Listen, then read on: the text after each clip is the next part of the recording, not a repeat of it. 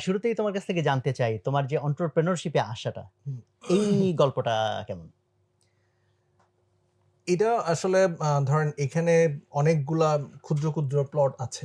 হু, so হু, আম এইখানে যদি কেন উদ্যোক্তা হইছি বা কিভাবে উদ্যোক্তা হওয়া বা এটার পিছনে ইন্সপিরেশন কি? হু, হু, সেটা আসলে অনেকগুলো আসপেক্ট আছে। হু, হু, সো তার মধ্যে যেমন একটা হচ্ছে কি আমার টোটাল অল থ্রু পড়ালেখা আসলে বিজনেস স্টাডিজ এ ছিল। So from very early stage to একদম টিল দ্য এন্ড। সো ওইখানে যখন আমরা মানে যখন 9-10 এ যখন পড়ালেখা করি তখন হচ্ছে কি সেখানে হচ্ছে কি ব্যবসায়ী উদ্যোগ নামে একটা সাবজেক্ট ছিল। আচ্ছা। তো সেখানে কিছু ইয়ে ছিল হচ্ছে কি বিভিন্ন এন্টারপ্রেনিউরদের হুম, জার্নি গুলা পড়ানো হতো। সো যেখানে যেখানে হচ্ছে আপনার জহুরুল হক, হু, হ্যাঁ? হু। তারপর রণদা প্রসাদ সাহা এই ধরনের তাই? বিভিন্ন হ্যাঁ, আমি জানতাম না তো বাংলাদেশী টেক্সট বইতে ওই entrepreneur দের গল্প আছে। হ্যাঁ, এই ধরনের আচ্ছা, বেশ কিছু ভিন্ন ধরনের আচ্ছা, আচ্ছা, আচ্ছা। স্টোরি আ হু, হু, আ ছিল। সো ওই জহুরুল হক বা ওই রণদা আরপি সাহা এরা ধরেন একটা ইন্সপিরেশন ছিল। সো এরপরে যখন আইবিএ তে এমবিএ করি, তখনও আমাদের যে entrepreneurship ক্লাস একটা সাবজেক্ট ছিল। সো ওইখানে যিনি ইন্সট্রাক্টর বা ফ্যাসিলিটেটর ছিলেন, উনারা খুব entrepreneurship টাকে খুব প্রমোট করেন ওকে। এবং এটাকে খুব এনকারেজ করার যে ব্যাপারটা। অ্যান্ড লাস্টলি যেটা হচ্ছে কি ধর আমার ওই কোর্সেরই একটা পার্ট হিসেবে আমাদের স্ট্র্যাটেজিক ম্যানেজমেন্ট বিজনেস স্ট্র্যাটেজি একটা কোর্স ছিল। সো ওটার একটা কোর্সের পার্ট হিসেবে আমি একবার একটা ইন্ডাস্ট্রিয়াল ট্যুরে গিয়েছিলাম। সো ওইটা ছিল একটা গাজীপুরে একটা গার্মেন্টস। হু, সো হু, এটা একটা ১০ তলা গার্মেন্টস পাশে। তো ওইখানে যখন ভিজিট করতে গিয়ে একটা সময় আমরা দেখলাম যে আসরের নামাজের টাইম হইছে। সো আসরের নামাজের টাইমে দেখলাম যে ফুল পুরো ১০ তলা পুরোটাই খালি।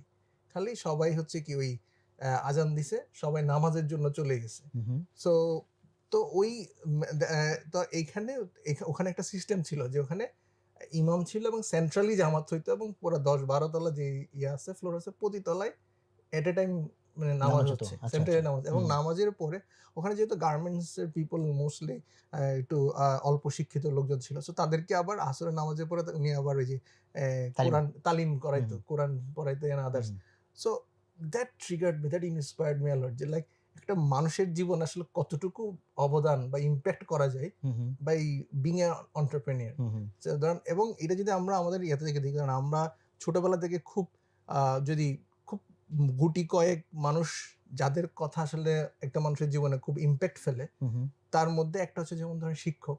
যে রাইট। আমরা শিক্ষকদের প্রতি অনেক বেশি এটা অনেকটা ধরেন আমাদের জাতিগত কারণে হোক যেকোনো ওরশিপের জায়গার মতো কাছাকাছি টাইপের হু, একটা হু, হু, জায়গায় হু। বিলং করে ওনারা। হ্যাঁ, হ্যাঁ। ঠিক আছে? সো আবার এই যারা হচ্ছে কি আমার যে রিজিক সেটার ফেসিলিটেট করে যেন একটা এন্টারপ্রাইজ ডেভেলপ করা মানে হু, সেখানে হু, ১০ হু। জন কাজ করবে হ্যাঁ, হ্যাঁ। এবং তাদের রুজির একটা আ ব্যবস্থা আল্লাহ তাআলা এখানে ব্যবস্থা আল্লাহ করছেন। এখানে করছেন। সো তাদের প্রতিও কিন্তু টিম মেম্বারদের এক ধরনের আ থাকে আনুগত্য। Right, right. সো যেটা যদি আপনি পজিটিভলি মোটিভেট হু, করেন, হু। পজিটিভলি আপনি এটাকে যদি কাজে লাগাতে পারেন, হ্যাঁ, বিশেষ তাহলে করে যে যতক্ষণ আমরা জেগে থাকি তার হ্যাঁ, সবচেয়ে বড় অংশ তো আমরা অফিসেই কাটাই। হ্যাঁ, হ্যাঁ। হ্যাঁ। সো সো ওইটা ধরেন আমাকে অনেক ই দ্যাট মানে এটা মনে করেন যে খুব ট্রিগার করে হু, এবং হু, কিকড মি যে লাইক হুম, রাইট যে এটা মানুষের জীবনে আসলে এত ক্লোজলি ইমপ্যাক্ট করা হু, হু, যে এ এটা তখনই আসলে মনে হয় যে লাইক হ্যাঁ, এন্টারপ্রেনিউর হওয়াটা আসলে হু, হু। দরকার। So okay. যাতে হচ্ছে কি একটা হচ্ছে কি সমাজে ধরেন আমরা হয়তো মানে এই পুরা যে তুমি দেশটা আসলে ইয়েতে যে গেলা, এই হুম, যে কোম্পানিটার কথা তুমি বললা হ্যাঁ, গার্মেন্টস। হুম, তখন তুমি এমবিএ করতেছো। হ্যাঁ, আমি এমবিএ করছি। ওকে। আর ফাস্ট ফুড শুরু করলা তো কখন? ফাস্ট ফুড হচ্ছে কি যখন আমি এমবিএ এর পরে ইন্টার্ন করছি, হু, হু, তখনই টুকটুক করে মানে কাইন্ড অফ ফিজিবিলিটি স্টাডি করা, নিজেদের মধ্যে ডিসকাশন করা, কিভাবে কি করা যায়। দেন হচ্ছে কি কি নাম রাখবো, ব্লা, ব্লা এই জিনিসগুলাই তখন স্টাডি, রিসার্চ দেন ডেভেলপমেন্ট ফেজ এর জন্য যে ধরনের হু, হু। ফিজিবিলিটি স্টাডি গুলা করা হয়, ওগুলাই আমরা বাট তুমি তো সাথে বোধহয় চাকরিও করতা না কিছুদিন? হ্যাঁ, হ্যাঁ। তখন যেটা হচ্ছে কি ওই যে যখন আমি যখন চাকরি করতাম তখন হইতো কি যে আমি এই 4th সেমেস্টার শেষ দিক থেকেই মোটামুটি চাকরি করা শুরু হু, হু। করে দিতেছি। সো ইন্টার্ন সময় পুরোটা চাকরি করছি। চাকরিকেই ইন্টার্ন হিসেবে অ্যা চালাই দিছি এক আরকি। ঘিলে ২ পাখি, হ্যাঁ? আচ্ছা। হ্যাঁ, তো তখন দেখা যাচ্ছে কি ধরেন আমার ফ্রাইডে, স্যাটারডে অফ থাকতো। সো আমি ফ্রাইডে অ্যান্ড স্যাটারডে ফুললি আসলে ফাস্ট ফুডের জন্য কাজ হু, করতাম। হু, এবং ধরেন পাগলামিটা কি লেভেলের আমি বলি সেটা হচ্ছে কি যে ফজরের নামাজ পড়তাম আমরা। নামাজ পড়ে ইয়ের পরে কাজ শেষ হওয়ার পরে দেখা যাচ্ছে কি ওই ইয়াতে চলে গেছি। এই ফাস্টফুডের যে ছোট্ট আমাদের যে আতুর ঘর যেটা বলা হুম, যায়। সো ওইখানে ২ টা রুম ছিল। সো ওখানে চলে গেছি। ওখানে গিয়ে প্যাকেজিং করতেছি, ওখানে হুম, গিয়ে কাজ করতেছি।